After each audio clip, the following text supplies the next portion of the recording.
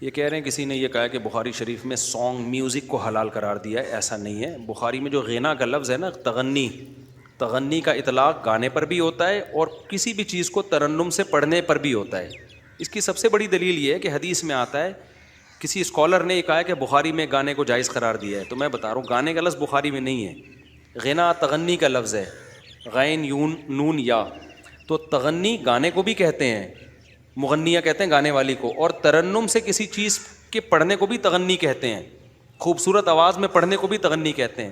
اس کی دلیل سے صحیح حدیث ہے جس میں نبی صلی اللہ علیہ وسلم نے فرمایا من لم یتغن بالقرآن فلیس منا، جو قرآن میں تغنی نہیں کرتا وہ ہم میں سے نہیں ہے. تو کیا قرآن گانے کے اسٹائل میں پڑھا جائے گا؟ ظاہر ہے یہاں پر یہ کہ جو قرآن کو خوبصورت آواز میں نہیں پڑھتا وہ ہم میں سے نہیں ہے. تو ترنم کے ساتھ اشعار پڑھنا یا ترنم کے ساتھ اچھی خوبصورت آواز سے ایک لے میں اور سر میں کوئی چیز پڑھنا وہ بھی تغنی کہلاتا ہے. باقی گانا بالکل ایک ڈفرینٹ چیز ہے. اگر پھر بھی سمجھ میں نہ آئے نا، تو اگر یہ کام جائز ہوتا تو صحابہ کے دور کے کسی مشہور گلوکار کا نام بتا دیں آپ. پھر کیا خیال ہے بھائی؟ جیسے لوگ ہم سے الجھتے ہیں کہ قوالی جائز ہے، صحابہ کے کسی دور کے کسی مشہور قوال کا نام بتائیں آپ. آپ کہہ سکتے ہیں کہ نہ ہونا اس کی دلیل تو نہیں ہے نا کہ ناجائز ہے. بھائی ناجائز نہیں تھا لیکن اتفاق سے نہیں تھا ان میں کوئی مشہور گلوکار. تو اس کا جواب یہ ہے کہ جس چیز کا داعیہ ہو، جس چیز کی سوسائٹی میں طلب ہو، پھر بھی وہ چیز اس سوسائٹی میں نہیں ہے، تو اس کی علامت ہے یہ اللیگل ہونے کی وجہ سے نہیں ہے. ایک چیز کی، جیسے صحابہ کے دور میں چاول نہیں تھے، چاول نہیں کھاتے تھے وہ لوگ. اب ہم کہیں گے چاول حرام ہے کیونکہ چاول نہیں کھاتے تھے. بھائی چاول وہاں پیدا ہی نہیں ہوتا تھا، تو اس لیے ان کے دلوں میں چاول کی طلب تھی ہی نہیں. لیکن ایک چیز کی طلب ہو پھر بھی وہ چیز نہیں کھائی جا رہی تو اٹ مینس کہ اس کو ناجائز سمجھا جاتا تھا.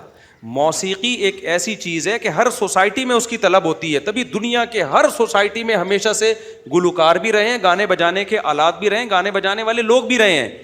عرب میں بھی تھے. غزوہ بدر میں جب مشرکین مکہ آئے ہیں تو گانے بجانے والیاں اپنے ساتھ لے کر آئے ہیں موٹیویشن کے لیے، اور موسیقی کے آلات بھی ہیں. لیکن ہم دیکھتے ہیں کہ اس دور میں یہ ساری چیزیں موجود تھیں، شراب بھی تھی، گانے بجانے کے آلات بھی تھے، اور ناچ گانے کی محفلیں بھی ہوتی تھیں، سانگ بھی ہوتے تھے. لیکن صحابہ کرام میں ہمیں جتنے بھی پرہیزگار صحابہ، اعلیٰ درجے کے صحابہ ملتے ہیں، کسی سے ایک بانسری بھی ثابت نہیں ہے، ایک بانسری بھی ثابت نہیں ہے.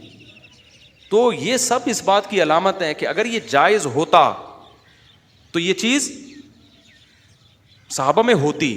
ایک بات. نمبر 2، دیکھو آج ہم سے بہت سے لوگ کہتے ہیں کہ یہ جو تصویر ہے نا یہ حلال ہے. جو پرنٹڈ تصویر نہیں ہوتی، ہاتھ سے بنائی ہوئی تصویر، یہ تمام علماء کے نزدیک حرام ہے. اس کی جہاں بہت سارے دلائل دیے جاتے ہیں، ایک بڑی دلیل یہ بھی ہے کہ اگر تصویر کی اسلام میں کوئی گنجائش ہوتی تو سید الانبیاء محمد صلی اللہ علیہ وسلم کی صحابہ کرام تصویریں بناتے. اس پہ لوگ کہتے ہیں بھائی نہیں بنائی، یہ اس کی علامت تھوڑی ہے کہ ناجائز ہے، ویسے ہی نہیں بنائی ہوگی. نہ نہ نہ نہ، اس دور میں تصویر سازی کا فن عروج پہ تھا. لوگ جس سے محبت کرتے تھے اس کی یادگاریں میں تصویریں بنا کے رکھا کرتے تھے. اس کے باوجود بھی صحابہ نبی سے عشق جیسی محبت کرتے تھے، پھر بھی نہیں بنا رہے. اس کا مطلب پابندی تھی. تو اگر تصویر کے حرام ہونے پر کوئی بھی حدیث نہ ہوتی، صحابہ کا یہ عمل ہی اس بات کی دلیل تھی کہ اسلام میں تصویر سازی حرام ہے. سمجھ رہے ہو کہ نہیں سمجھ رہے؟ حرام ہے یہ کیونکہ ایک چیز کا داعیہ موجود ہے، پھر بھی نہیں لوگ اس کو استعمال کر رہے. تو موسیقی، ایک صاحب مجھے کہنے لگے کہ یار اسلام تو دین فطرت ہے، تو دنیا کی ہر قوم میں موسیقی کا رواج ہمیشہ سے رہا ہے، آج بھی ہے. ہر قوم میں موسیقی اور گانے بجانے ہیں تو آج بھی ہے. تو اسلام نے اس صحابہ میں ہمیں یہ چیزیں کیوں نہیں ملتی ہیں؟ تو یہ فطرت کے خلاف کیوں جا رہا ہے اسلام؟ میں نے کہا دیکھو یہ خود اس بات کی علامت ہے کہ اسلام میں موسیقی جائز نہیں ہے.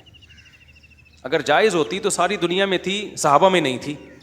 ایک آدھ جو چیزیں ملتی ہیں نا، ایک مغنیہ کہیں سے کوئی نکال کے لائے ہیں ٹھیک ہے نا، تو وہاں ظاہر ہے وہ میں نے بتایا کہ مغنیہ کا لفظ کیا ہے، وہ مبہم لفظ ہے. اس کا اطلاق ترنم سے کسی چیز کو پڑھنے پر بھی ہوتا ہے، گانے پر بھی ہوتا ہے. تو وہ معنی بیان کرو نا جو رائج تھا اس زمانے میں، کہیں بھی نہیں ملتا ہمیں. اور صدیوں تک امت کے علماء صلحاء ہمیشہ اس چیز سے اوائڈ کرتے آئے. یہ تو صوفیوں نے بعد میں قوالیاں شروع کر دی، جا کے اس کو وہ کرنا شروع کر دیا. تو کچھ طبقہ ایسا رہا ہے جس نے موسیقی کو جائز بھی کہا, لیکن اس کی علماء صلحاء اور جو بڑے فقہاء تھے انہوں نے ان کو اگنور کیا, انہوں نے سنی نہیں ان کی, کیونکہ لوگ حوالہ دے سکتے ہیں فلاں مفتی نے جائز لکھ دیا, فلاں مفتی, تو وہ تو شاذ اقوال تو ہر دور میں ملتے ہیں ہمیں, ان کو لفٹ نہیں کرائی جاتی. تو ہاں کچھ موسیقی کی اقسام ایسی ہیں جن کی گنجائش ہے. جنگ کے موقع پر دف بجانا, اس کو اگر آپ موسیقی کہتے ہو, یا شادی بیاہ کے موقع پہ دف بجانا, وہ کچھ شرائط کے ساتھ جائز ہے. تو اسپیسیفک چند صورتیں ہیں, اس کے علاوہ موسیقی کو اس طرح سے پروموٹ کرنا اور یہ کہنا بخاری میں لکھا ہے موسیقی حلال ہے, تو یہ وہ اسکالرز ہیں جن کو نہ بخاری کا پتہ اور نہ مسلم کا پتہ, نہ ان کو عربی پڑھی نہیں ہے بیچاروں نے نا, تو یہ تو اردو ترجمے دیکھ دیکھ کے یہ لوگ بخاری کا مطلب بیان کر رہے ہوتے ہیں. تو تغنی کا خلاصہ یہ نکلا کہ تغنی کا جو لفظ ہے عربی میں وہ گانے بجانے پر بھی اطلاق ہوتا ہے, لیکن سریلی آواز میں ترنم کے ساتھ کسی چیز کے پڑھنے پر بھی اس کا اطلاق ہوتا ہے. تو شعر و شاعری ترنم کے ساتھ پڑھنا جائز ہے, آج بھی شاعر ہوتے ہیں. میں بھی بیان بعض وقت ترنم میں کرنا شروع کر دیتا ہوں, لوگ کہتے ہیں سر کیوں لگا رہے ہو بھائی, سر کیوں لگا رہے ہو, تو وہ الگ چیز ہے. گانا بالکل ایک